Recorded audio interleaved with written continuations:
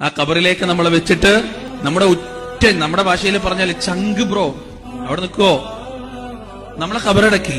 അന്ന് രാത്രി നല്ല മഴയാണെന്ന് വിചാരിക്കുക, അന്ന് രാത്രി നല്ല മഴയാണെന്ന് വിചാരിക്കുക. നമ്മുടെ ഏറ്റവും അടുത്ത സുഹൃത്ത് ആദ്യമായി ഒരു പെണ്ണിനെ കണ്ടിട്ട് പ്രേമം തോന്നിയപ്പോ ഓന്റെ അടുത്താണ് പോയി പറഞ്ഞത്.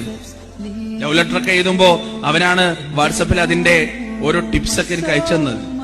അവൻ ആ രാത്രി നിങ്ങളുടെ ഖബറിന്റെ അടുത്ത് വന്ന് നിൽക്കുവോ? ആ ഖബറിന്റെ ഉള്ളിലെ അവസ്ഥ എന്തായിരിക്കും? അതിന്റെ ഉള്ളിൽ ആദ്യം മണ്ണിലേക്ക് ആ വെള്ളം ഇങ്ങനെ കിനിഞ്ഞിറങ്ങും. അപ്പൊ കല്ലിന്റെ പുറത്ത് വെള്ളം ഇങ്ങനെ തളം കെട്ടി നിന്നിട്ട് ആ കല്ലിന്റെ ഇടയിലൂടെ വിടവിലൂടെ ആ വെള്ളം മൂർന്ന് ഖബറിലേക്ക് ഇറങ്ങും. നിങ്ങൾ കിടക്കുന്ന ഖബർ മുഴുവൻ വെള്ളം കൊണ്ട് നിറയും.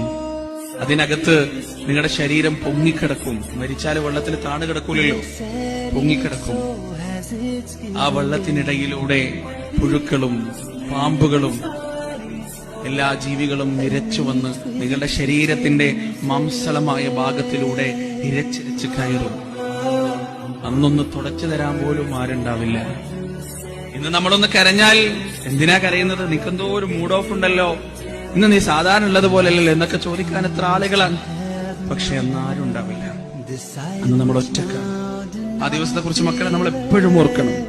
നമ്മുടെ ചിന്ത ഒരിക്കലും അതിൽ നിന്ന് വിട്ടുപോകരുത്.